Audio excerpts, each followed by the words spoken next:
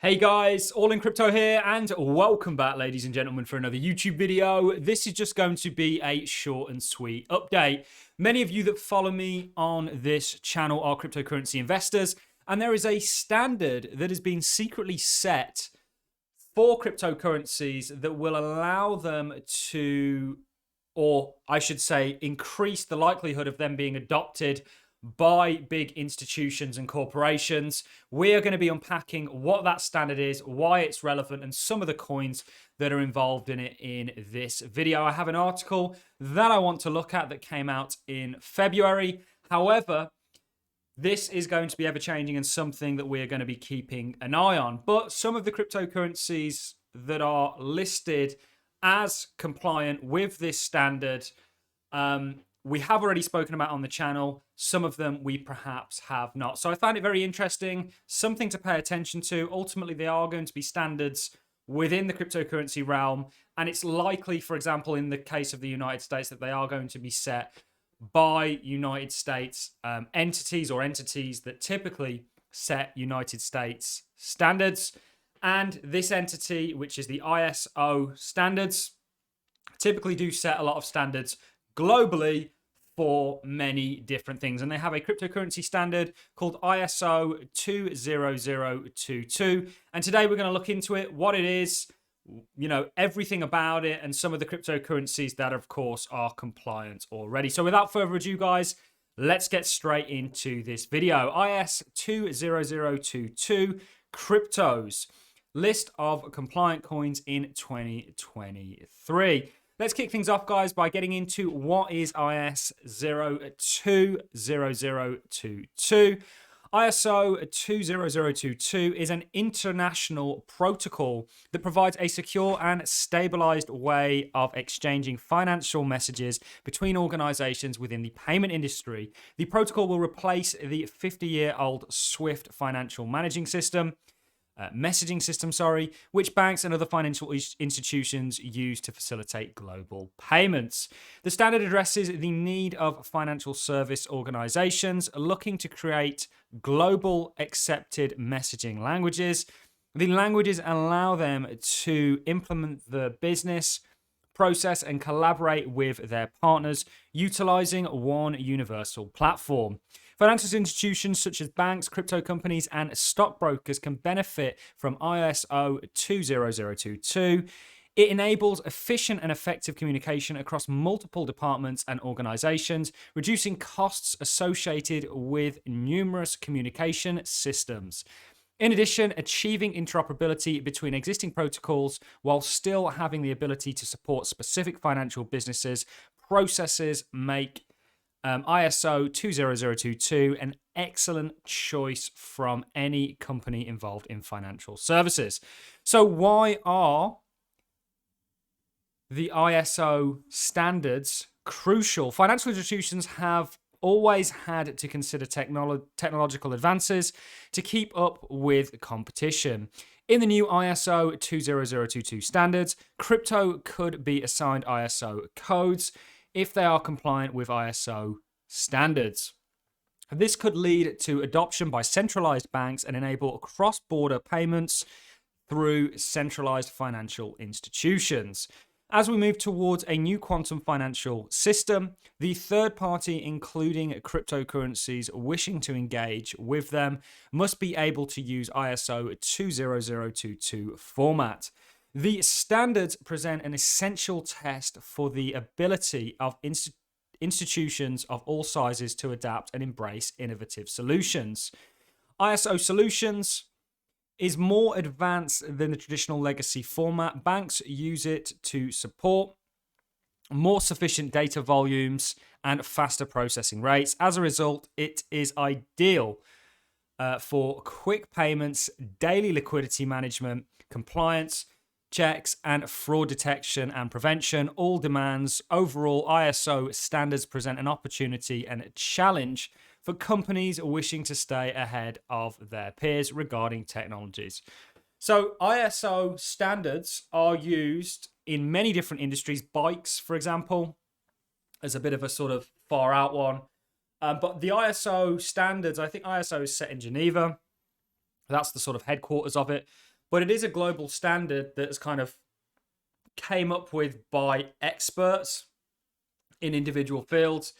And it does give a degree of credibility or a higher likelihood if a cryptocurrency is, and you already have financial institutions such as MasterCard and Visa that use ISO standards, if you have cryptocurrencies that are compliant with these standards, you will indeed, or there is a higher likelihood of them being adopted and embedded in these centralized financial systems. We know that the cryptocurrency market, blockchain, is revolutionizing finance, whether it be payments to decentralized finance, whatever it may be. And ultimately, this is a standard that most people are unfamiliar with that actually is increasing the likelihood of these cryptocurrencies being used on a kind of mainstream, global, regulated payment sort of manner. So this is considerations for migrating to ISO 20022. So here we have the ISO standards migration journey is progressing. By 2025, all financial institutions will have to be able to process ISO compliant payment transactions. By 2023, 80% of volumes of high value transactions are ISO standards. And will account for 87% of value of high value transactions. Countries and regions worldwide are migrating to a different pace. For many banks, the migration will happen in various stages during periods of up to 5 years. 70 plus countries are already using ISO standards in their payment systems. Several low value and instant payment schemes have already migrated to ISO standards. All financial institutions processing SWIFT MT categories 1, 2, and 9 must process ISO standards by November 2022. Big bang, all euro payments going through Target 2 will only be in ISO standards from November 2022. This is the Bank of England chaps on a like-for-like basis in spring 2022, and for full enhanced messaging in early 2023. And then, of course, here you have US Chip and Fed.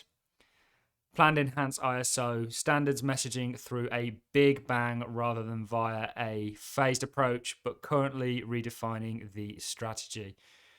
So you can see, actually, there's been a huge uptick. This is why this is important, because as cryptocurrency investors, one thing that I certainly look for is real world use cases. There's lots of cryptos out there that are just nothing short of tokenomics, whereas some of the ISO standard and the cryptocurrencies that have gone out of their way to be compliant, I think have a good chance of being adopted by some of these big payment rails, banks, so on and so forth, large institutions, and ultimately they may do well in regards to price as a result of this.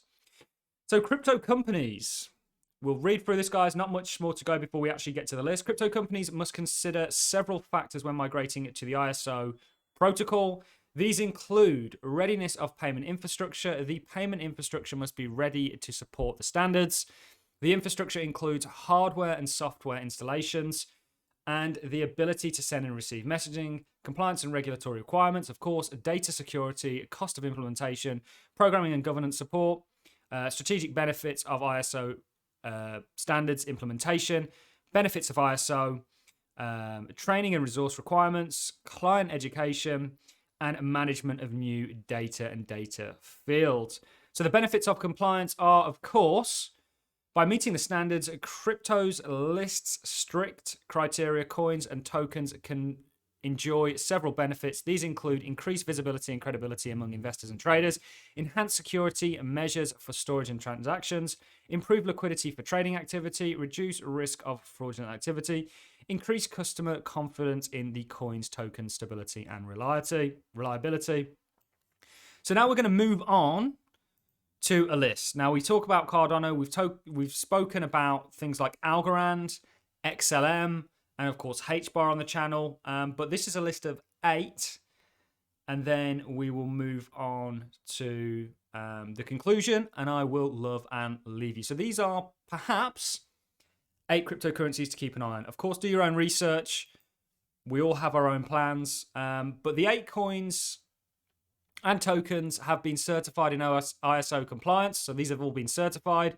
Quant launched in June 2019. We know what Quant is, but Quant is essentially compliant. Ripple XRP. Now, I'm going to do a longer video on this at a later date. I believe the lawsuit was actually brought against XRP to stall things in order for time to be bought for when all of this comes about. And take for that what you will. So I do think XRP will win the lawsuit. You guys know that I am friends with Francis Hunt, the market sniper. And of course, he's made a couple of recent videos talking about XRP and from a price and a technical point of view. This suggests to me that they are going to win the lawsuit. And actually, there's a bigger plan at hand. And actually, isn't it very interesting that Ripple is compliant, regardless of what the SEC are saying? We've got Stellar, and the thing with the SEC is they don't even know, they're not even calling anything a security, really. There's no clarity on that despite 4 years of administration. Stellar, XLM, which of course is Jed McCaleb's version, if you will, of XRP. Then we've got HBAR. Now, I do own a small bit of HBAR. However, I'm not a massive fan of the project from a sort of, how do I say this? Like, you know, I think it's very centralized. I think people always go on about how many transactions it can do. It's a DAG. It's not even really a blockchain. There's a number of other things, but I do think there's a place for HBAR, and that's why we own a little bit of it. IOTA is an interesting one. XDC Network, which many of you probably have not heard of. Of course, Algorand, which many of you have heard of. Could the SEC be doing a similar thing to Algorand as it's doing to XRP? We know that Algorand recently got called a security in, I think, the Bittrex lawsuit. And then, of course, Cardano, which is one of our favorite cryptocurrencies. How is ISO changing in 2023? It will undergo changes in 2023. The ISO Crypto List Committee will expand the list of compliant coins and tokens and revise the criteria for inclusion on the list. New features such as cross-chain implementation and atomic swaps will likely feature in the new edition, allowing users to effortlessly convert one crypto into another. So this is all very interesting stuff, guys. What impact will ISO have around the world? 80% of volume. It talks about countries that are already on board: Hong Kong, Bank of England, Australia, Euro, plans for the US, so on and so forth. And then, of course, here you have below is a timeline of ISO migrations. You can see all of this. High value payments on ISO. Standards. You can see the ones already interacting. Conclusion. Let's quickly read this, guys, before I love and leave you. The ISO standard was developed by Registration Management Group, which comprises of 37 of the world's largest financial players, including Ripple. Ripple's vice president claims Ripple already complies with ISO, and together with RippleNet will be the first crypto-compliant company that is ready for new global financial systems. So, and then we'll go on to say, read this last little bit before I love and leave you.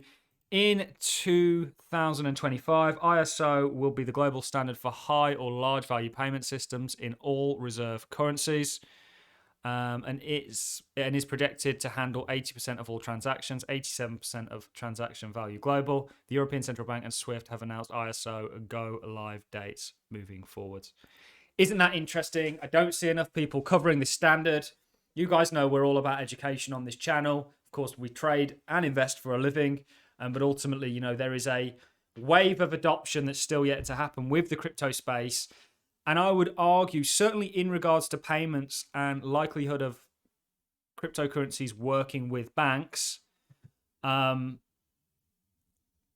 these cryptocurrencies that are compliant stand a higher chance perhaps than others because they are ISO compliant and they get sort of put to the top of a list when looked at by a lot of these large financial institutions like banks and so on and so forth. That's all I've got for you in this video, guys. If you enjoyed the content, like us, appreciate it. So as a comment, I'm going to love and leave you on that note. If you've enjoyed it, again, like and a comment is always appreciated. Don't forget to hit that subscribe button, and I'll see you all in the next YouTube video. Thanks a lot for watching, guys. Have a fantastic Friday. See you in the next one.